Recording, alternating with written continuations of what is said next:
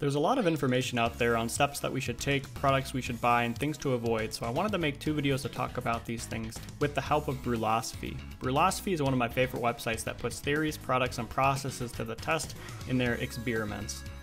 They also have a podcast that I really enjoy, and I'd recommend it to anyone who is interested in the hobby. This is part 1, going over what I think are interesting experiments that results are statistically significant. I picked out experiments that I think would apply to most homebrewers. Some examples would include all grain versus extract, cone versus pellet hops, LME versus DME, etc. In part 2, my main focus will be theories, products, and processes that most homebrewers would think would make a difference, but based on the results in the experiment, it made me reconsider. There are a few disclaimers. This is not to say that one method is better than another. The experiment is just to say if there's a noticeable difference in mouthfeel, flavor, aroma, etc. The claims made in this video come from the conclusions on the BRÜLOSOPHY experiment results only and is limited by the sample size and the test conducted. For specific parameters and recipe, please check the experiment.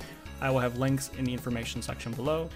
When BRÜLOSOPHY says that there is a noticeable difference in most cases, the result is greater than 50%.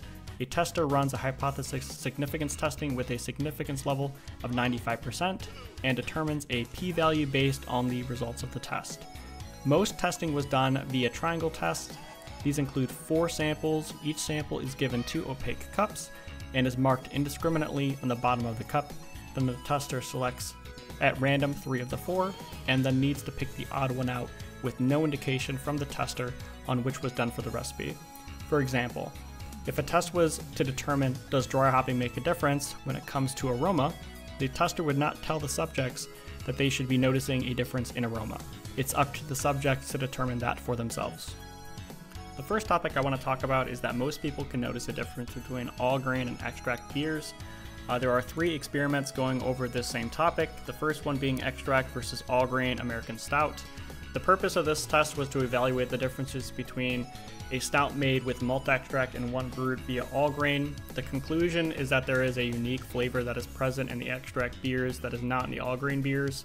9 out of 10 times the tester was able to tell the difference between these 2 types of samples. The second test, the second experiment that goes over this topic is extract versus all grain comparing recipe kits. The purpose of this test is to evaluate the differences between similar beer recipes produced either using all grain or extract recipe kits. 11 out of 20 times the tester was able to tell the difference. The testing panel included BJCP judges, homebrewers, and craft beer junkies. The third experiment that went over this topic is extract versus all grain. The purpose of this experiment was to evaluate the similarities and potential differences between 2 beers made using exact same base malt, one all liquid malt extract and the other one all grain. 8 out of 14 people were able to tell the difference between these two different samples. 57% of the people said they preferred the extract, with the remaining 43% said they preferred the all grain. The second topic is how yeast storage temperatures can affect your beer. This is more targeted for people that buy their yeast online during the summer months. The purpose of this first experiment is to evaluate the differences between beers fermented yeast that was stored in either cool or warm environments. The results for this experiment is that the tester was able to reliably distinguish the beer with the yeast stored in cold and one fermented with yeast that was stored in a warm environment. 12 out of 23 people were able to tell the difference. The testers had varying level of experience, with most people liking the yeast that was stored in the warm environment. And 9 out of 14 times the tester also took the same test, and he said that he was able to describe a sharper smell. The second experiment is called Impact Yeast Storage Temperature Has on a Double IPA. The purpose of this experiment was to evaluate the differences between a double IPA fermented with imperial yeast A18 joystick, consistently stored cool, and one fermented with the same yeast that was stored at 95 degrees Fahrenheit for 3 days. 8 out of 10 times the tester was able to tell the difference between the beer. He described a less prominent bitterness and overall hop character with the warm yeast. The third topic that I thought was interesting is how chill time can affect the flavor of your beer. There are 2 experiments that test this theory. The first one is called Cooling the Wort No-Chill Method versus Rapid Chilling in an IPA. The purpose of this was to evaluate the difference between an IPA made using the no-chill method and one where the wort was rapidly chilled with an immersion chiller. The result in this experiment, the testers were able to reliably distinguish an IPA where the wort was chilled using the no-chill method and the one where an immersion chiller was used to rapidly cool the wort. 26 out of 53 people of varying level of experience were able to tell the difference between these beers. 9 preferred the no-chill, and the 17 remaining testers liked the rapidly chilled beer. The tester also took the same test. 3 out of 5 times he was able to distinguish the difference. He said that there was more perceived bitterness in the no-chill beer. The second experiment is called Cooling the Wort No-Chill versus Immersion Chiller. The purpose of this was to evaluate the differences between two beers made with the exact same recipe. One was quickly chilled and the other one utilized the no-chill method. The 14 out of 22 testers were able to tell the difference. The panel included BJCP judges, homebrewers, and craft beer junkies. The tester also took the same results. 5 out of 6 times, the tester was able to tell the difference between aroma and the no-chill possessing more of a wet hay character, he described. The fourth topic is talking about cone versus pellet hops when boiling. The only experiment they have on this topic is whole cone versus pellet hops. The purpose of this experiment was to evaluate the differences between the beers made with either whole cone or pellet hops of the same variety and crop year. The results included, in this experiment, the testers were able to reliably distinguish a beer made with whole cones from one made with hop pellets. 12 out of 21 people of varying level of experience were able to tell the differences between these beers. 3 preferred the whole cone, 3 preferred the pellet hops, and the remaining had no preference. The tester was able to distinguish the differences 6 out of 6 times. Whole cone hops had a more prominent hop characteristics, while the pellet one did not have those types of characteristics. The fifth topic is loose versus bagged hops during the boil.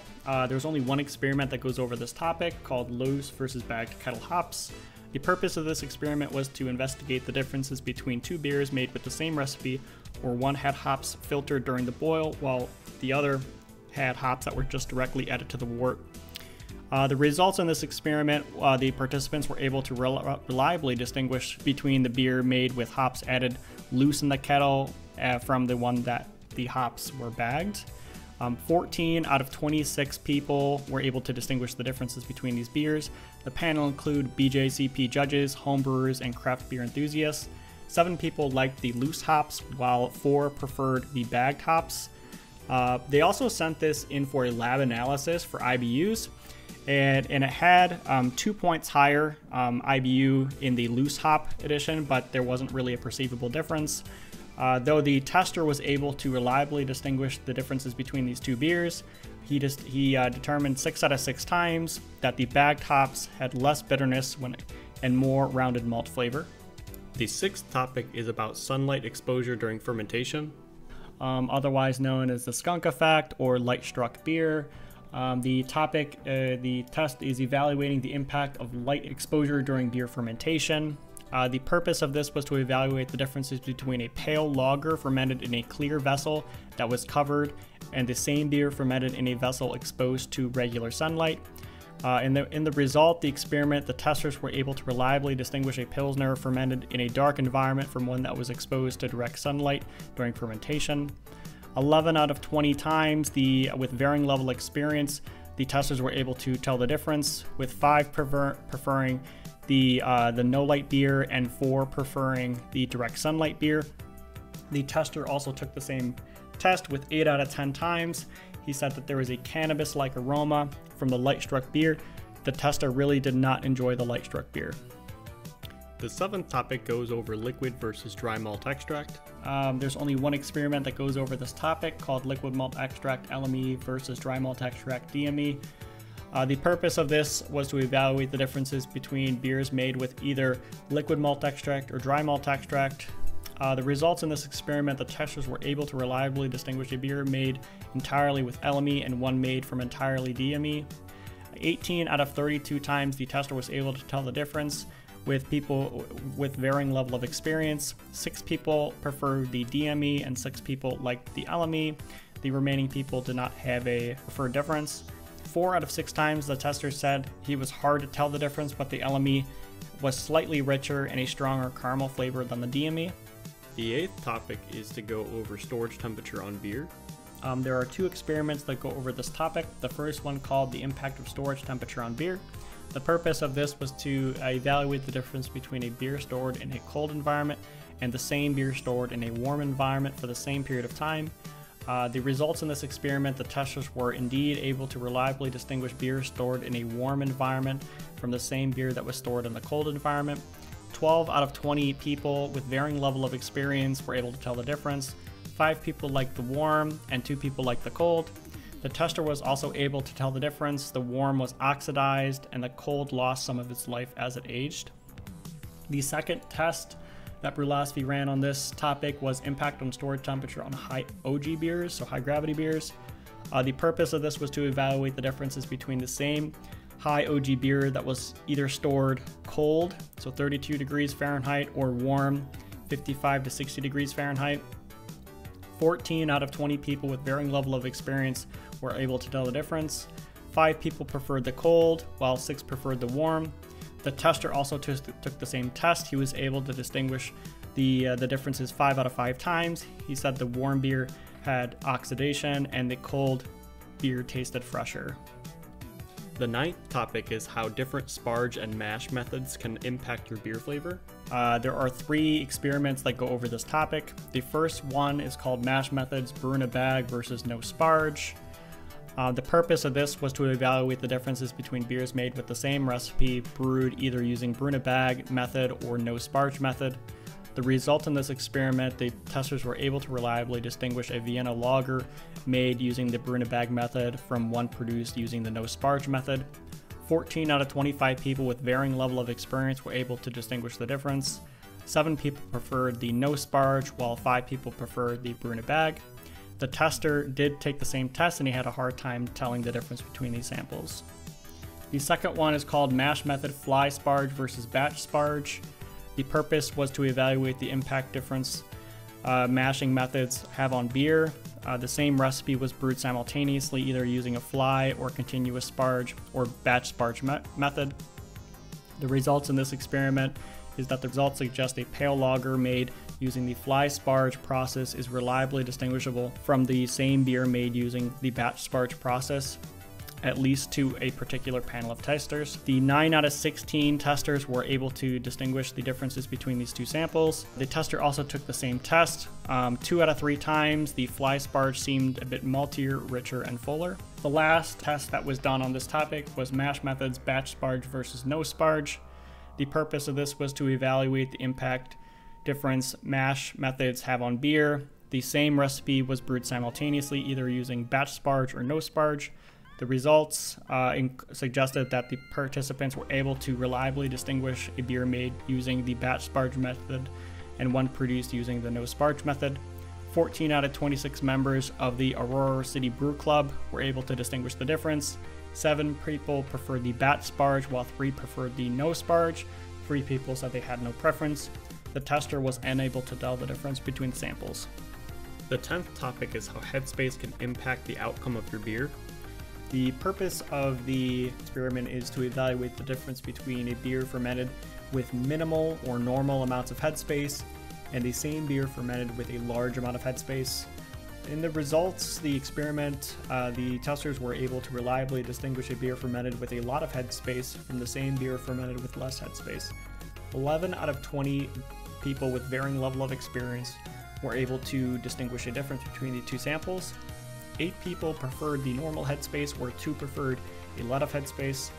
The tester also took the same test, and he was unable to tell the difference between these 2 beers. The final topic is to compare lactic acid and phosphoric acid and the impacts of high mash pH. There are 2 experiments that go over this topic, the first one being water chemistry, lactic acid versus phosphoric acid for mash pH. The purpose of this was to evaluate the difference between beers made with either lactic acid or phosphoric acid to mash pH adjustment. In the results for the experiment, the testers were able to reliably distinguish a beer acidified with lactic acid during the mash from one acidified with phosphoric acid during the mash. 12 out of 23 testers with varying level of experience were able to distinguish a difference. The tester also took 2 samples and was only able to tell the difference on one of the samples. The other experiment is called the impact of high mash pH. The purpose was to evaluate the difference between beers made with a high mash pH and one made with a more standard mash pH. 11 out of 20 people with varying level of experience detected a difference in the beers. The tester also took the same test 5 times, and 5 out of 5 detected slight harshness, and it was generally tasted lifeless. And that really includes part 1. Like I mentioned in the beginning of the video, this was going over what I think are interesting experiments that results are statistically significant. The part 2 will be on theories, products, and processes that most homebrewers would think would make a difference, but based on the results of the experiment, it made me reconsider. Again, thanks so much for watching, and thanks for making it so far into the video, and also thank you to BRÜLOSOPHY for providing the experiments and the data for this video. Feel free to like and subscribe to the channel and comment below the video if you have questions or comments. Thanks again for watching, and I'll see you in the next one. Thanks, guys.